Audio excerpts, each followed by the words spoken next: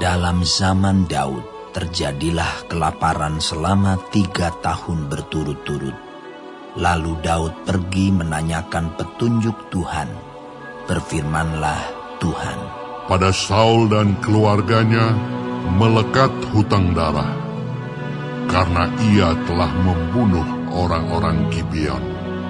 Lalu raja memanggil orang-orang Gibeon dan berkata kepada mereka, orang-orang Gibeon itu tidak termasuk orang Israel, tetapi termasuk sisa-sisa orang Amori. Dan walaupun orang Israel telah bersumpah kepada mereka, Saul berikhtiar membasmi mereka dalam kegiatannya untuk kepentingan orang Israel dan Yehuda. Daud berkata kepada orang-orang Gibeon itu, apakah yang dapat kuperbuat bagimu?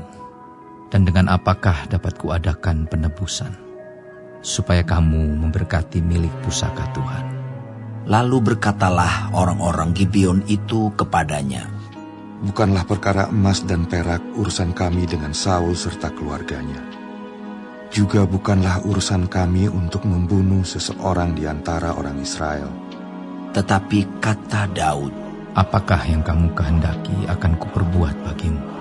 Sesudah itu berkatalah mereka kepada raja, dari orang yang hendak membinasakan kami dan yang bermaksud memunahkan kami, sehingga kami tidak mendapat tempat dimanapun di daerah Israel. Biarlah diserahkan 7 orang anaknya laki-laki kepada kami, supaya kami menggantung mereka di hadapan Tuhan di Gibeon, di bukit Tuhan. Lalu berkatalah raja, aku akan menyerahkan mereka. Tetapi raja merasa sayang kepada Mephiboset bin Yonatan bin Saul, karena sumpah demi Tuhan ada di antara mereka, di antara Daud dan Yonatan bin Saul. Lalu raja mengambil kedua anak laki-laki Rispa binti Aya, yang dilahirkannya bagi Saul, yakni Armoni dan Mephiboset, dan kelima anak laki-laki Merab binti Saul, yang dilahirkannya bagi Adriel bin Barzilai, orang Mehola itu. Kemudian diserahkannyalah mereka ke dalam tangan orang-orang Gibeon itu. Orang-orang ini menggantung mereka di atas bukit, di hadapan Tuhan. Ketujuh orang itu tewas bersama-sama. Mereka telah dihukum mati pada awal musim menuai, pada permulaan musim menuai jelai. Lalu Rispa binti Aya mengambil kain karung dan membentangkannya bagi dirinya di atas gunung batu, dari permulaan musim menuai sampai tercurah air dari langit ke atas mayat mereka. Ia tidak membiarkan burung-burung di udara mendatangi mayat mereka pada siang hari, ataupun binatang-binatang di hutan pada malam hari. Ketika diberitahukan kepada Daud apa yang diperbuat Rispa binti Aya, gundik Saul itu, maka pergilah Daud mengambil tulang-tulang Saul dan tulang-tulang Yonatan anaknya dari warga-warga kota Yabes Gilead, yang telah mencuri tulang-tulang itu dari tanah lapang di Bet-San, tempat orang Filistin menggantung mereka, ketika orang Filistin memukul Saul kalah di Gilboa. Ia membawa dari sana tulang-tulang Saul dan tulang-tulang Yonatan anaknya. Dikumpulkanlah juga tulang-tulang orang-orang yang digantung tadi. Lalu dikuburkan bersama-sama tulang-tulang Saul dan Yonatan anaknya di tanah Benyamin di Zela, di dalam kubur Kis ayahnya. Orang melakukan segala sesuatu yang diperintahkan raja. Maka sesudah itu Allah mengabulkan doa untuk negeri itu. Ketika terjadi lagi peperangan antara orang Filistin dan orang Israel, maka berangkatlah Daud bersama-sama dengan orang-orangnya, lalu berperang melawan orang Filistin sampai Daud menjadi letih lesu. Yisbi Benob yang termasuk keturunan raksasa, berat tombaknya 300 shikal tembaga, dan ia menyandang pedang yang baru, menyangka dapat menewaskan Daud. Tetapi Abisai, anak Zeruya, datang menolong Daud, lalu merobohkan dan membunuh orang Filistin itu. Pada waktu itu, orang-orang Daud memohon dengan sangat kepadanya. Kata mereka, "Janganlah lagi engkau maju berperang bersama-sama dengan kami, supaya keturunan Israel jangan punah bersama-sama engkau." Sesudah itu, terjadi lagi pertempuran melawan orang Filistin di Gob. Pada waktu itu Sibhai, orang Husa, memukul kalah Saf, yang termasuk keturunan raksasa. Dan terjadi lagi pertempuran melawan orang Filistin di Gob. Elhanan bin Yaare Oregim, orang Bethlehem itu, menewaskan Goliat orang Gad itu, yang gagang tombaknya seperti pesa tukang tenun. Lalu terjadi lagi pertempuran di Gad, dan di sana ada seorang yang tinggi perawakannya, yang tangannya dan kakinya masing-masing berjari 6, 24 seluruhnya. Juga orang ini termasuk keturunan raksasa. Ia mengolok-olok orang Israel, maka Yonatan, anak Simea kakak Daud, menewaskannya. Keempat orang ini termasuk keturunan raksasa di Gad. Mereka tewas oleh tangan Daud dan oleh tangan orang-orangnya.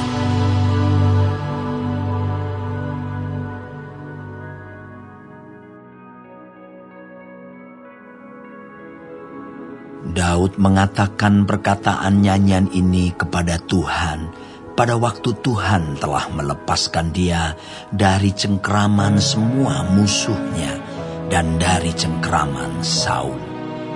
Ia berkata, "Ya Tuhan, bukit batuku, kubu pertahananku dan penyelamatku, Allahku, gunung batuku, tempat aku berlindung, perisaiku, tanduk keselamatanku, kota bentengku, tempat pelarianku, juru selamatku.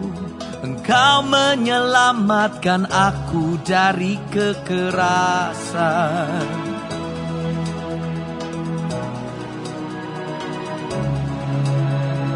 Terpujilah Tuhan, seruku, maka aku pun selamat daripada musuhku. Sesungguhnya gelora-gelora maut telah mengelilingi aku, banjir-banjir jahanam telah menimpa aku. Tali-tali dunia orang mati telah membelit aku, perangkap-perangkap maut terpasang di depanku. Ketika aku dalam kesesakan, aku berseru kepada Tuhan, kepada Allahku, aku berseru.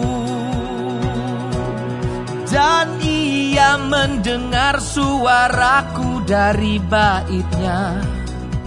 Teriakku minta tolong masuk ke telinganya. Lalu bergoyang dan bergoncanglah bumi. Dasar-dasar langit gemetar dan bergoyang. oleh karena bernyala-nyala murkanya. Asap membubung dari hidungnya, api menjilat keluar dari mulutnya. Bara menyala keluar daripadanya. Ia menekukan langit lalu turun. Kekelaman ada di bawah kakinya. Ia mengendarai kerub lalu terbang dan tampak di atas sayap angin. Dan ia membuat kegelapan di sekelilingnya menjadi pondoknya, air hujan yang gelap, awan yang tebal. Karena sinar kilat di hadapannya, bara api menjadi menyala.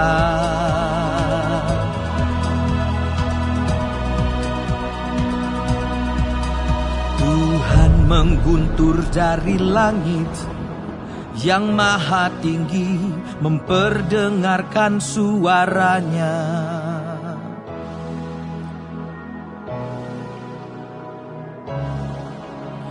Dilepaskannya panah-panah sehingga diserakannya mereka, yakni kilat-kilat, sehingga dikacaukannya mereka. Lalu kelihatanlah dasar-dasar laut, alas-alas dunia tersingkap karena hardikan Tuhan, karena hembusan nafas dari hidungnya.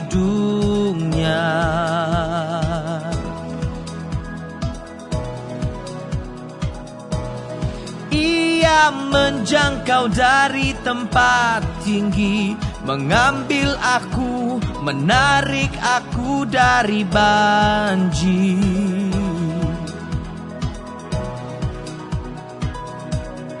Ia melepaskan aku dari musuhku yang gagah, daripada orang-orang yang membenci aku.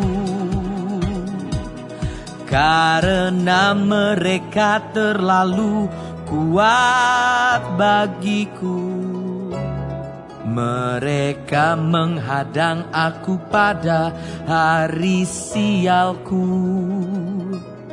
Tetapi Tuhan adalah sandaran bagiku. Ia membawa aku keluar ke tempat lapang.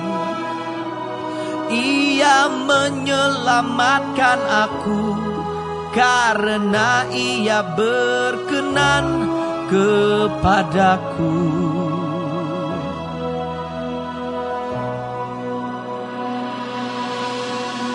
Tuhan memperlakukan aku sesuai dengan kebenaranku.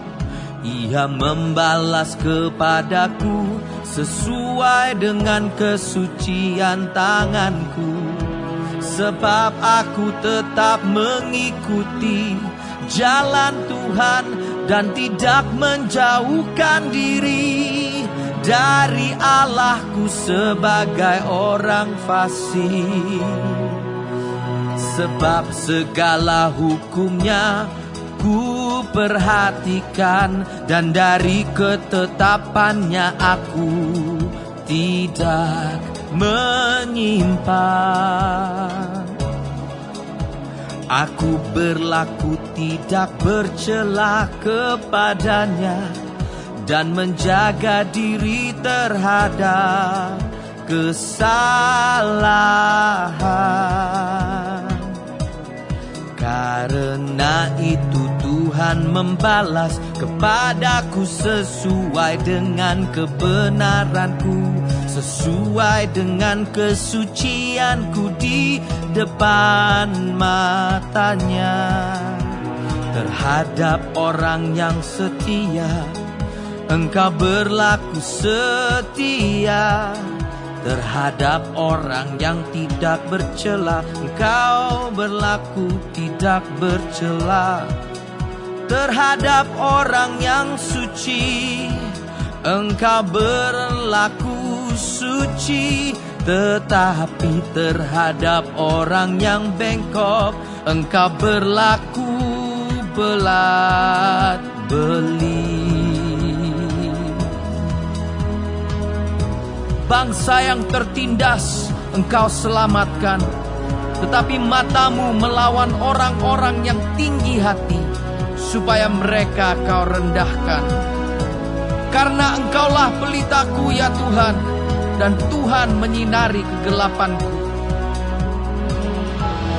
Karena dengan Engkau aku berani menghadapi gerombolan. Dengan Allahku aku berani melompati tembok.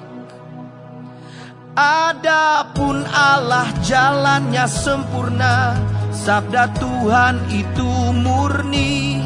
Dia menjadi perisai bagi semua orang yang berlindung padanya.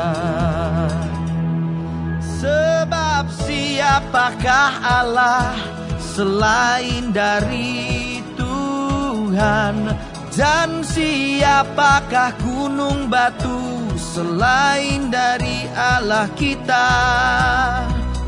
Allah, Dialah yang menjadi tempat pengungsianku yang kuat, dan membuat jalanku rata, yang membuat kakiku seperti kaki rusa, dan membuat aku berdiri di bukit, yang mengajar tanganku berperang, sehingga lenganku dapat melengkungkan busur tembaga. Juga Kau berikan kepadaku perisai keselamatanmu, dan kebaikanmu telah membuat aku besar.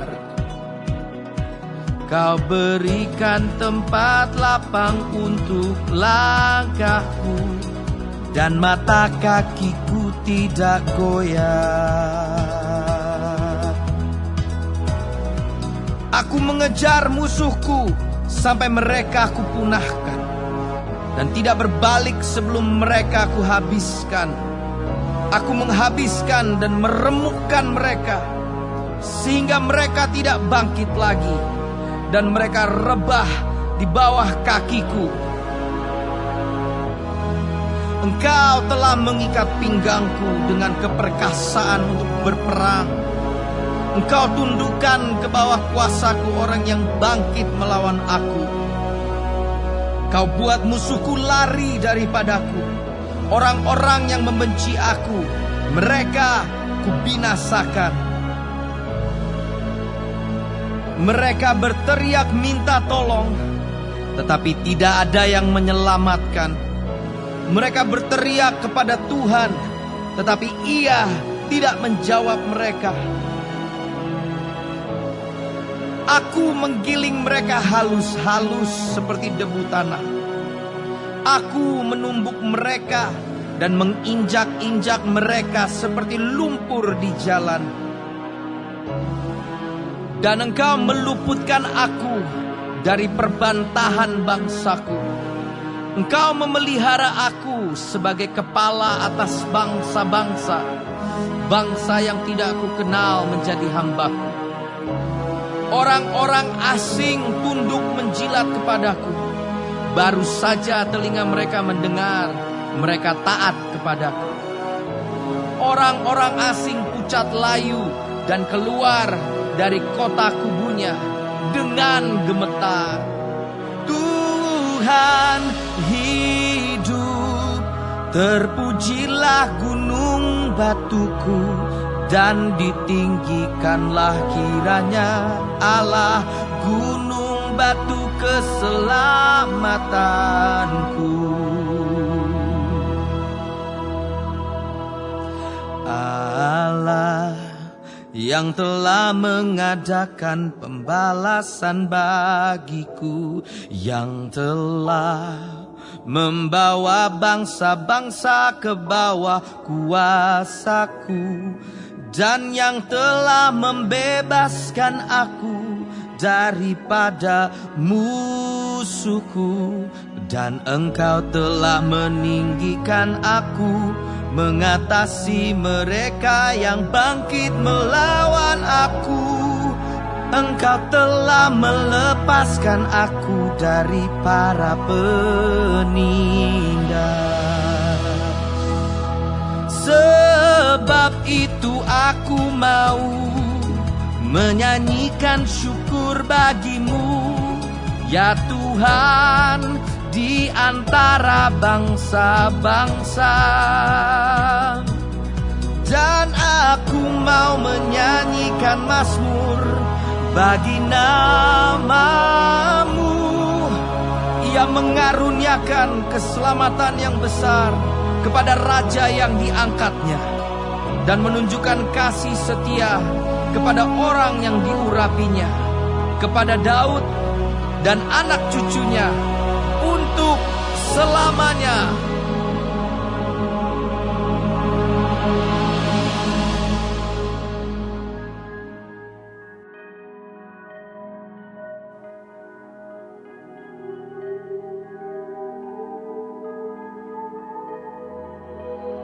Inilah perkataan Daud yang terakhir. Tutur kata Daud bin Isai, dan tutur kata orang yang diangkat tinggi, orang yang diurapi Allah Yakub, pemazmur yang disenangi di Israel.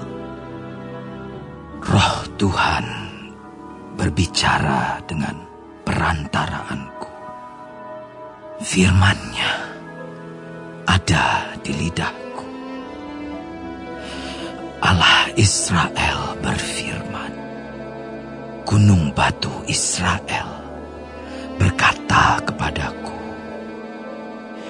apabila seorang memerintah manusia dengan adil, memerintah dengan takut akan Allah, ia bersinar seperti fajar di waktu pagi, pagi yang tidak berawan, yang sesudah hujan membuat berkilauan rumput muda di tanah. Bukankah seperti itu keluargaku di hadapan Allah? Sebab ia menegakkan bagiku suatu perjanjian kekal, teratur dalam segala-galanya dan terjamin. Sebab segala keselamatanku dan segala kesukaanku, bukankah Dia yang menumbuhkannya? Tetapi orang-orang yang dursila, mereka semuanya seperti duri yang dihamburkan.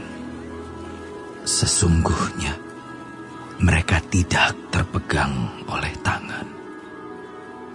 Tidak ada orang yang dapat mengusik mereka, kecuali dengan sebatang besi atau gagang tombak, dan dengan api mereka dibakar habis. Inilah nama para pahlawan yang mengiringi Daud. Isibaal, orang Hahmoni, kepala Triwira. Ia mengayunkan tombaknya melawan 800 orang yang tertikam mati dalam satu pertempuran. Dan sesudah dia, Eleazar anak Dodo, anak seorang Ahohi. Ia termasuk ketiga pahlawan itu.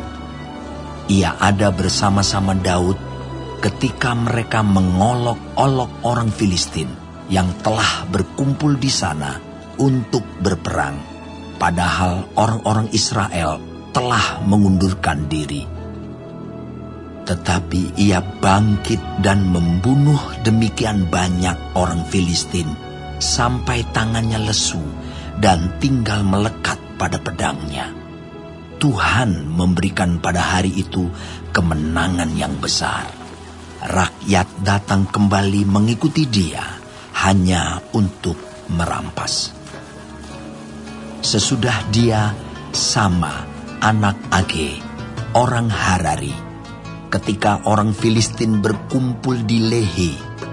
Di sana ada sebidang tanah ladang penuh kacang merah, dan tentara telah melarikan diri dari hadapan orang Filistin. Maka berdirilah ia di tengah-tengah ladang itu. Ia dapat mempertahankannya dan memukul kalah orang Filistin. Demikianlah diberikan Tuhan kemenangan yang besar. Sekali datanglah 3 orang dari ke-30 kepala mendapatkan Daud, menjelang musim menuai dekat gua Adulam, sedang sepasukan orang Filistin berkemah di lembah Refaim. Pada waktu itu Daud ada di dalam kubu gunung, dan pasukan pendudukan orang Filistin pada waktu itu ada di Betlehem. Lalu timbullah keinginan pada Daud, dan ia berkata, sekiranya ada orang yang memberi aku minum air dari perigi Betlehem yang ada dekat pintu gerbang. Lalu ketiga pahlawan itu menerobos perkemahan orang Filistin. Mereka menimba air dari perigi Betlehem yang ada dekat pintu gerbang, mengangkatnya dan membawanya kepada Daud. Tetapi Daud tidak mau meminumnya, melainkan mempersembahkannya sebagai korban curahan kepada Tuhan. Katanya, "Jauhlah daripadaku ya Tuhan, untuk berbuat demikian. Bukankah ini darah orang-orang yang telah pergi dengan mempertaruhkan nyawanya?" Dan tidak mau ia meminumnya. Itulah yang dilakukan ketiga pahlawan itu. Abisai, adik Yoab, anak Zeruya, dialah kepala ke-30 orang itu. Dan dialah yang mengayunkan tombaknya melawan 300 orang yang mati ditikamnya. Ia mendapat nama di antara ke-30 orang itu. Bukankah ia yang paling dihormati di antara ke-30 orang itu? Memang ia menjadi pemimpin mereka, tetapi ia tidak dapat menyamai Triwira itu. Selanjutnya, Benaya bin Yoyada, anak seorang yang gagah perkasa, yang besar jasanya, yang berasal dari Kabseel.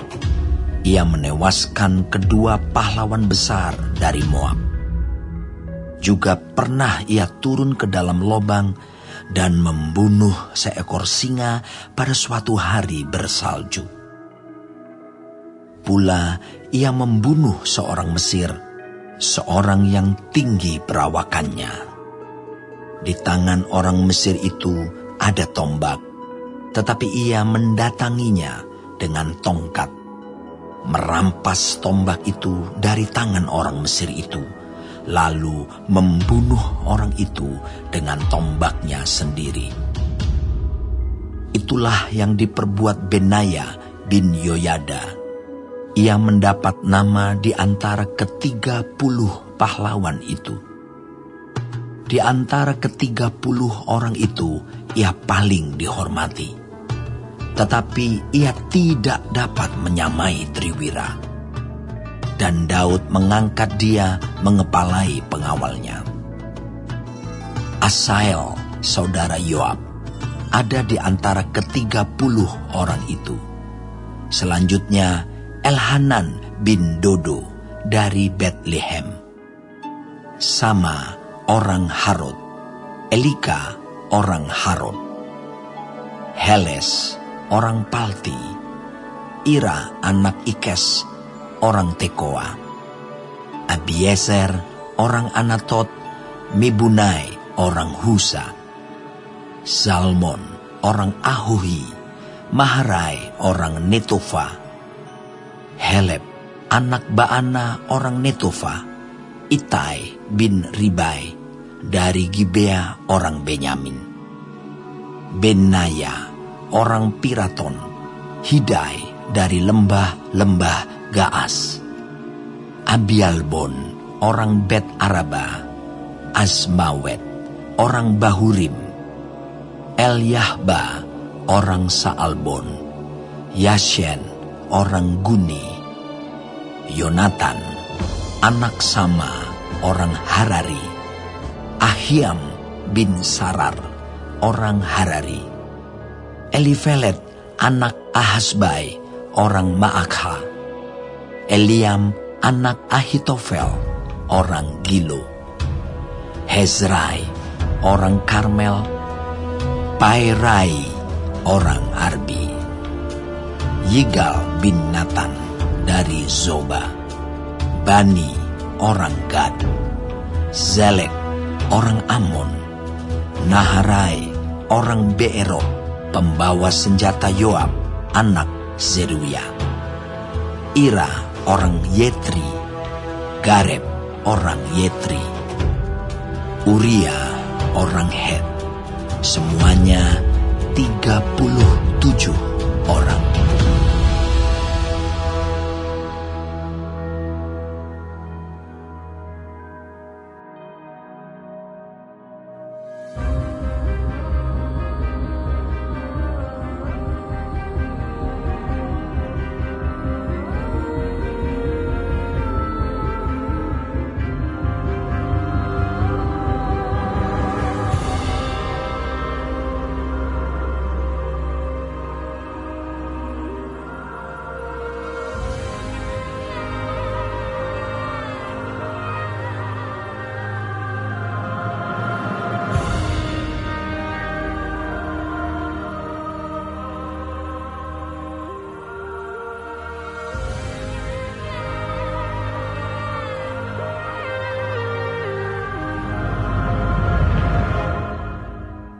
Kitab 1 Tesalonika. Dari Paulus, Silwanus, dan Timotius kepada jemaat orang-orang Tesalonika yang di dalam Allah Bapa dan di dalam Tuhan Yesus Kristus. Kasih karunia dan damai sejahtera menyertai kamu. Kami selalu mengucap syukur kepada Allah karena kamu semua, dan menyebut kamu dalam doa kami. Sebab kami selalu mengingat pekerjaan imanmu, usaha kasihmu, dan ketekunan pengharapanmu kepada Tuhan kita Yesus Kristus di hadapan Allah dan Bapa kita. Dan kami tahu, hai saudara-saudara yang dikasihi Allah, bahwa Ia telah memilih kamu. Sebab Injil yang kami beritakan bukan disampaikan kepada kamu dengan kata-kata saja, tetapi juga dengan kekuatan oleh Roh Kudus, dan dengan suatu kepastian yang kokoh. Memang kamu tahu bagaimana kami bekerja di antara kamu oleh karena kamu. Dan kamu telah menjadi penurut kami dan penurut Tuhan. Dalam penindasan yang berat, kamu telah menerima firman itu dengan sukacita yang dikerjakan oleh Roh Kudus, sehingga kamu telah menjadi teladan untuk semua orang yang percaya di wilayah Makedonia dan Akaya. Karena dari antara kamu, firman Tuhan bergema bukan hanya di Makedonia dan Akaya saja, tetapi di semua tempat telah tersiar kabar tentang imanmu kepada Allah, sehingga kami tidak usah mengatakan apa-apa tentang hal itu. Sebab mereka sendiri bercerita tentang kami, bagaimana kamu sambut, dan bagaimana kamu berbalik dari berhala-berhala kepada Allah untuk melayani Allah yang hidup dan yang benar, dan untuk menantikan kedatangan anaknya dari surga, yang telah dibangkitkannya dari antara orang mati, yaitu Yesus, yang menyelamatkan kita dari murka yang akan datang.